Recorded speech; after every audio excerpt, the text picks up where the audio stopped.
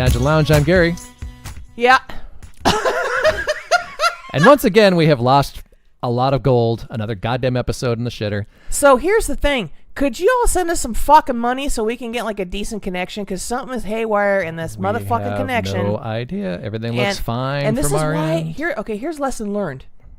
We should only do 5 to 10 minute episodes. Yep, here we go. Because what happens is we shit out some beautiful shit for like 20, 30 minutes, and then it comes out, you know? Yeah. So I want to limit that shit to 5 to 10ers from now on. Okay, you know what I'm well, let's give the abridged version of... That's been the Tangent Lounge. Yeah. Who fucking knows? There's got to be other stories. So, yeah, today I got to work behind an ice machine. That was fun. What? By choice? No, I go to this... all your fizzy water. Yeah, drink it up. All right. I go to this guy's business, and he's got in his business. It got right up in his manly business. Ew. He is a one-man ice operation. Kind of a cool thing for a guy to do as a business. Cool. Yeah, very. Made my nipples hard. So I go, and his machines are all jerry-rigged and poorly wired and everything, and I'm supposed to go there and rewire them and make them better. And in doing so, I get the... I'm suddenly very distracted. Oh, sorry. That's all right. Get the attitude from him that he doesn't make any money and that it's cold this time of year and people aren't buying ice, and he's very nervous about paying me. So I'm like, fuck. Isn't that something that should go through your boss already? Oh, yeah. Well, and the thing is the boss set it up, but he didn't really give me the, hey, do this quick and dirty. It was the, go do this the way you normally would, the right way. And anyway, it was stressful for me all day long to try and finish this guy's fucking job. Yeah, that was so. And then I went to crawl under another house because that was better. Because you're working on your coffee table book of, gee, look what I found in this guy's house this time. Yeah. I haven't found anything good in a while. It's been kind of disappointing. But dry season. Not that I'm not trying. Yeah. Well. Yeah. Anyway. So let me just fill it in. Hey. If you must. Gary's had some health issues. Right. The abridged version. Yeah, the last episode was fucking wonderful. It was very detailed. Very detailed. There was poop. Poop was. involved some butthole talk. And some purely medical. Yeah. And oscopies. Right. Lots of oscopies. Yeah. Long story short, I was worried as fuck because they go to Belize. Now I'm telling your story. Go ahead. Electric Gary and Mrs. E went to the Belize, east coast of Mexico, for the vacation, the winter vacation. Came home, did their thing. Gary wakes up, Christmas Eve, 2 a.m, severe pain below the sternum. Yeah. I'm practicing my recall. You're doing really well. Yeah. So takes the Tums, no go, figures, okay, get some food, maybe, on there. Must need it. A little indigestion, takes a little oatmeal, ralphs it right back up again. Sure. Pain not going away. Nope. Emergency room time. There you go. Caveat, hospital they're supposed to go to, 30 minutes away. Hour. Oh, an hour away. Yeah. Can't. Too much pain. Right. Go local. Get fucked with the money. Right. Yeah. Go in. Basically the appendix. Yeah. It's the appendix. In the end. Yeah. Yeah. Not in your end. That comes later. Yeah. So they go in. They get the appendix out laparoscopically. You come home Christmas Eve night, I believe. Yeah. And then you're okay. And then a couple days later, you're the feeling or the a couple days later, I had already had an appointment for an endoscopy. Oh, they wanted to do a little biopsy action. Yep. So another oscopy. While they're in there. Yeah. So they want to go in and fuck up some shit, take some lining samples, do a biopsy. Because I got extra. Because it's the fucking Middle Ages. Right. So they do that. Lo and behold, see, oftentimes people don't realize when you perforate something that's a viscous part of your body, oftentimes it will bleed. Things go through that hole. Yeah. So it will bleed. So that's what happened. You had some bleeding. Yeah. Yep. And that was the poop episode. Yeah, that's where black things come out. That was the that shouldn't be black. Yeah. The tar colored feces was launching its way out of Gary. And the smart thing to do, of more course, than one feces, as it turns out. Yeah. Feci? Feces. I don't know. Okay. So the smart thing to do is, of course, go to work. Right. And climb on 12-foot ladders and do that while you're pooping out tar sludge. Right. So you call, and they're like, you should probably go to the ER. Right. Yeah. Because of the tar sludge coming out of your They're covering beehole. their own ass. Yeah. Well, and yours. And mine, as it turns out. Yeah. So you go in. you get this another oscopy, the down the throat oscopy, right? Right. And the one nurse. What was that? Okay, Gary does not have a small house pig. That is the Tangent Lounge dog, Louise, with kennel cough. Louise has kennel cough. Or she's been smoking too much. Yeah, a little both. Yeah. Anyway. We switched over to Kent's. Yeah. She has a parliament. King-size Kent's. So anyway, so she, baby spinning out. So they do the camera down the throat. Yep. And the one nurse who goes, hey guys, have we taken a poo sample? And everyone's like, no, we can't do that because the doctor didn't say to do it. Right. So she's kibosh, the only smart person in the hospital, apparently. Right? Oh, and I forgot to mention, Come on. Now, I'm part Asian. I think this has been brought up. Which part? Well, sadly. I think we know.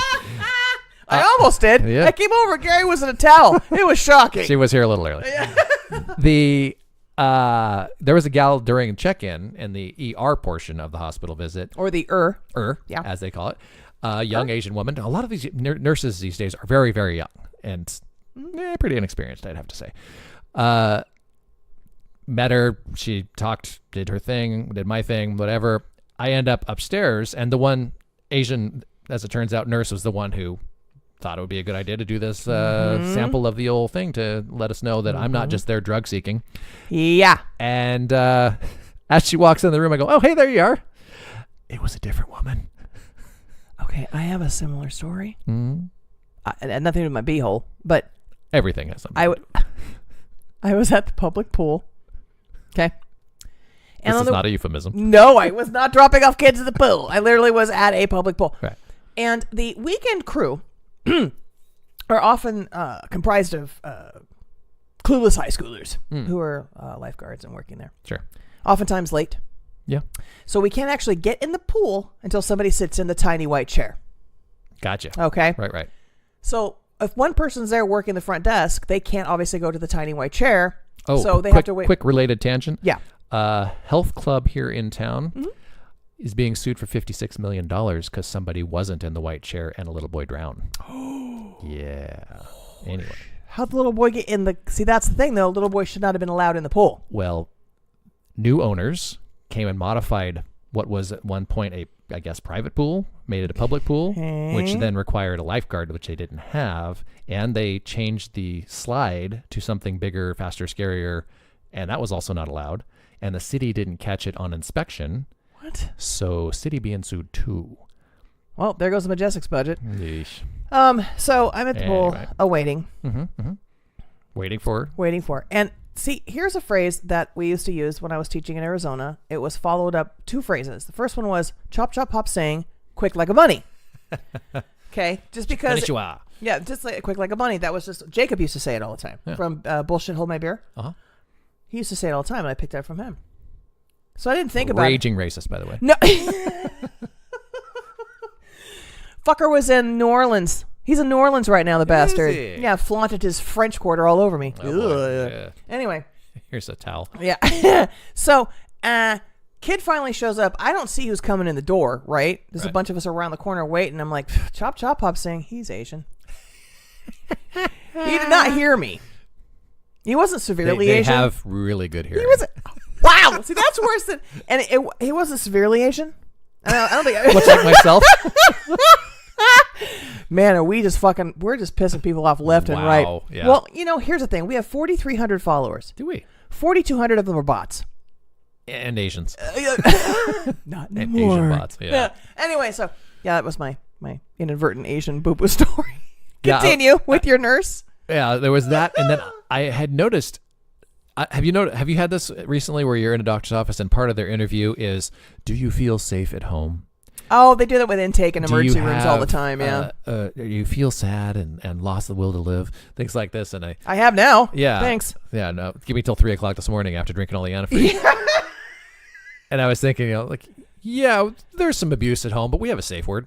Nice. So it's banana. But there's another oscopy because now they want to go your beehole, so you had to drink all that garbage. Right. So anyway, I was there, hadn't eaten from 10 a.m. Monday till noonish Wednesday Right. after having camera A in gullet, camera B in mullet. Did you get double prints, 4x6 gloss? Yeah, you can get extra, no charge for second prints. Nice. Yeah. So you got to drink the most horrible shit and do a lot of horrible shit ting. And what flavor did you opt for? Pina colada.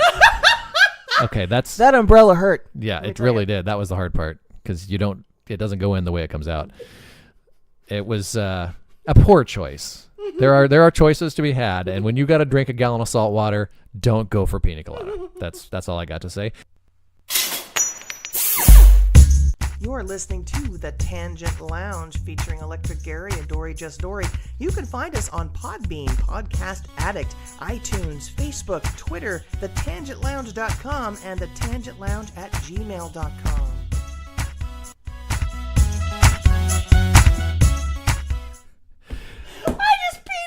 She just named the episode, so we need to make sure that the episode that you're listening to is called Menopap. Sorry, I'm starting to lose it a little bit. Yeah. Because I've had about 3.5 minutes of sleep, and you're going to find out why. We're late, and it's drinking, or... No, I've had like 2 ciders in the span of like 5 hours. That's nothing. I stopped drinking hours ago, so yeah. It's hard to say. We're both blood poor for our own reasons. So you've got a lovely bunch of... You've got coconuts now, what I've already had. Right. That's what we need to talk offline about stuff too, because I want to like reassure you about things. On the pap train. Yeah. And Can you make sure you say the entire name, please? C-pap. That doesn't make it any less gross in my mind. So yeah, those of us of a certain age or girth know that you get the machine that keeps you alive. You're not girthy. I'm not, but apparently I'm the age because. Yeah, so I was snoring, and Mrs. E was having a tough time of it, so it was either separate bedrooms or figure something out. So I tried several things short of putting straws in my nostrils, and finally wound up at the sleep center place, whatever, and then... Was that in the Corvallis? No, I had to go to Tigard, which is in the Kaiser. Portland area. Yes, because I'm in Kaiser. Fortunately, we did a home sleep study, so I didn't have to go sleep there. Yeah. So they gave me the machine to sleep overnight. So I was apneatic 16 times an hour, which is, oddly enough, not that much. It is, anything 15 or below is considered, you don't need it. But I was right on the cusp, and I got the sense that everybody gets one, but apparently not, because I asked the question. No, they don't. So as it turns out, it's actually helping. The snoring's done. I no longer snore, which is the main goal. But it is a weird sensation to have. It's like, it reminds me of being a kid riding in the front of a boat and like speeding along. We used to, here's a tangent. Yeah, where are you going? As a kid, the folks would all get together. And now these are my parents who were half my age probably now. Right. And everybody had boats. And we would go out on Lake Billy Chinook after work sometimes. And I do have some great memories of it being like sunset, glassy, smooth water, cruising along 35, 40 miles an hour in a speedboat.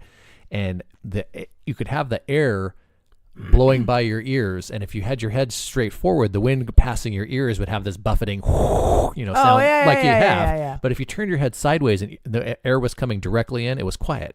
Okay, yeah. It's kind of weird. But if you have your face forward, you're getting that blast of air going right in your lungs, and it's kind of hard to breathe out, which we're never really normal life is, if you're ever having a hard time breathing, it's typically, or as a younger person, it's hard, you can't breathe in. Right.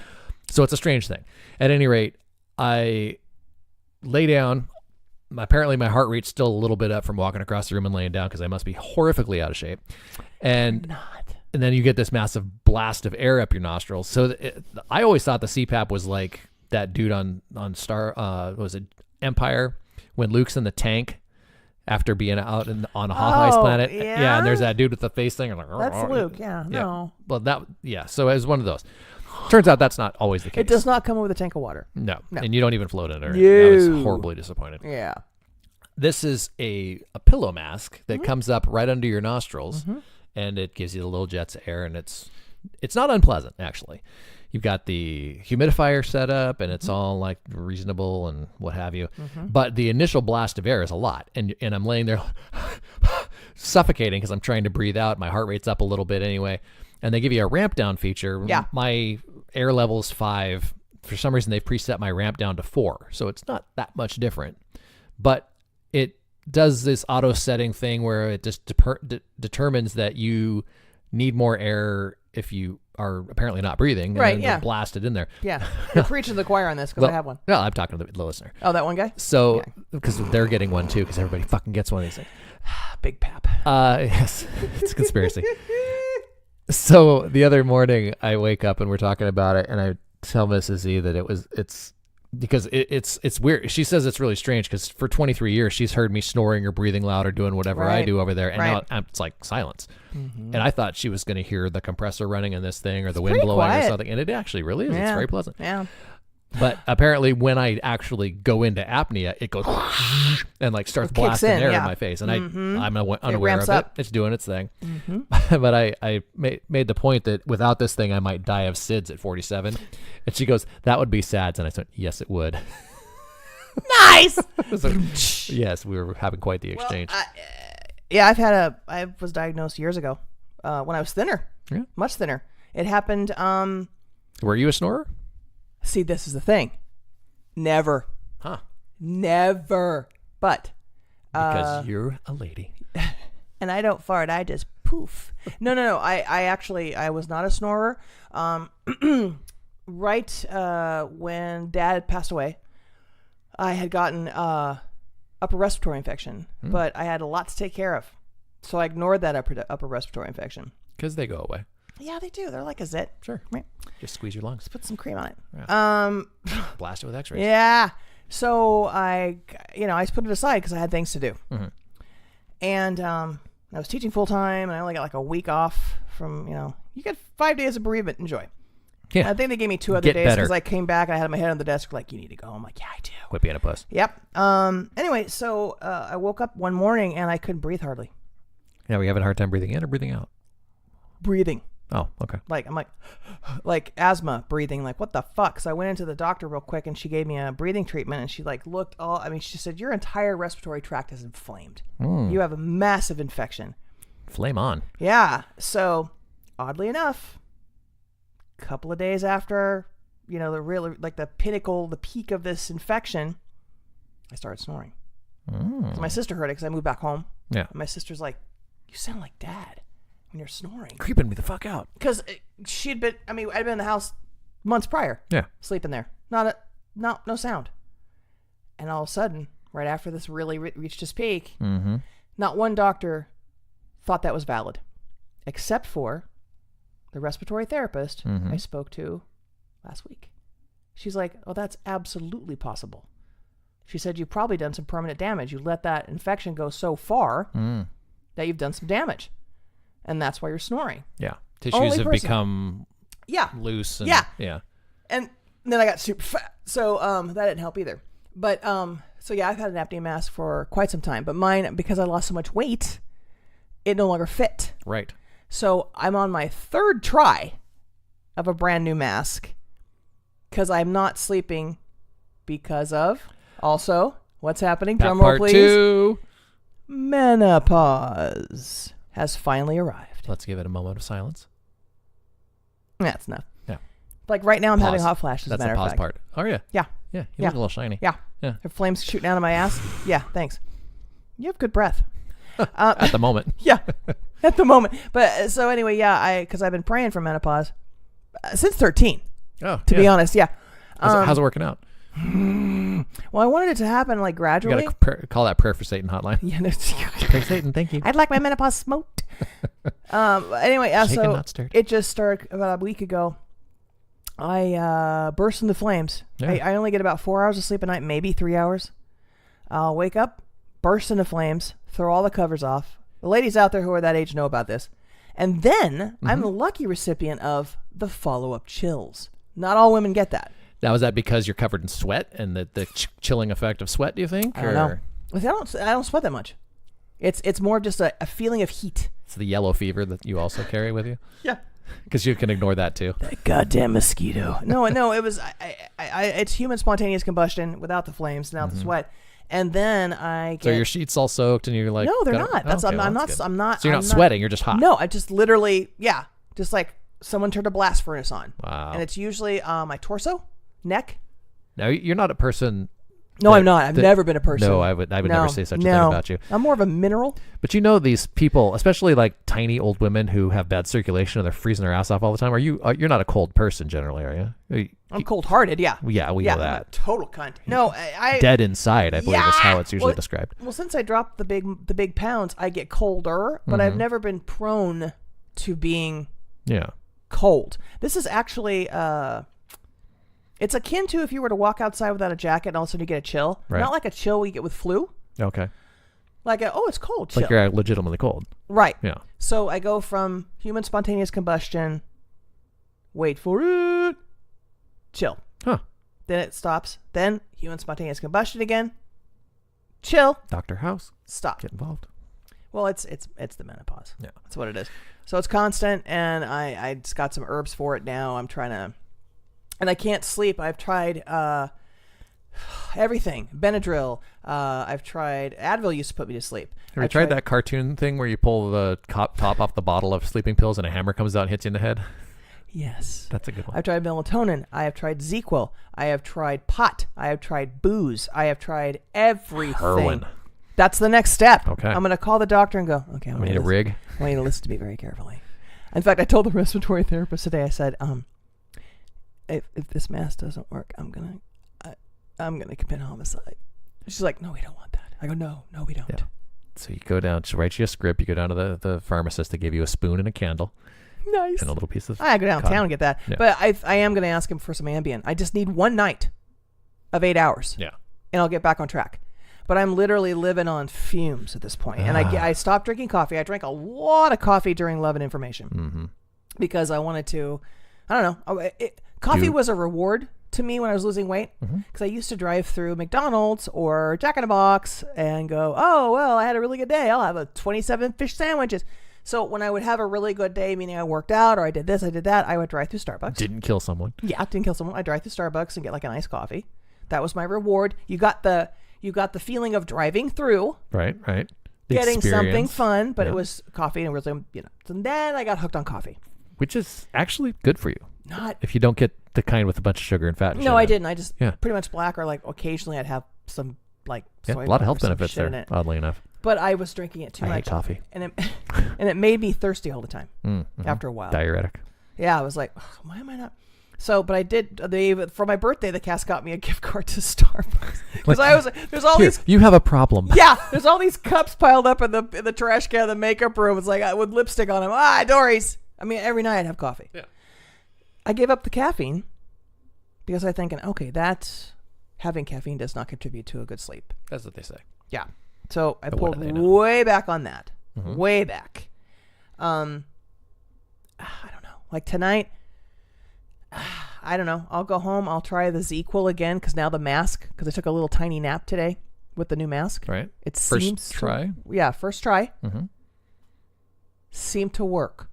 Because you've got anxiety because you're not sleeping. You have anxiety because the mask is moving and you're waking up not breathing. Right. And anxiety and that kind of panic can trigger hot flashes. You might need a cartridge with just a little carbon monoxide in it. Probably help you sleep with the mask. I don't know. Just spitballing. Hey, does this rag smell like ether? Exactly. I think that would work. Anyways, that's that. That's my story. I'm sticking to it. All right. There was something related. Anyway. Is that another kind of oscopy? Call that an episode. We're going to talk to you guys later. That is the Tangent Lounge. I'm Gary. I'm Dorrie, just Dorrie. Lounge.